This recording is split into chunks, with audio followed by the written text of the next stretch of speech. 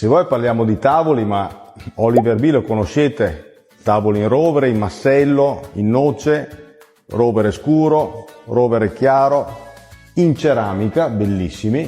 Ma Fede, in ceramica non è che si crepa. Beh, se usi il martello sì, ma anche il legno allora. Questo è il basamento? Questo, guarda la ricercatezza di questo basamento, è bellissimo, cioè un design, qua siamo al top, e un piano in noce canaletto, massello, pregiatissimo, guarda, no, non c'è un nodo. Cosa vuol dire quando non c'è un nodo? Viene selezionato solamente il cuore del legno e questo è un prezzo altissimo. Quindi non me lo posso permettere. Certo che puoi, se approfitti di queste 2 settimane ce l'avrai a un prezzo ottimo. Sì, ma dammi un'idea di prezzo. Guarda, ti posso dire che, non so, tavoli a partire da 450 euro in massello.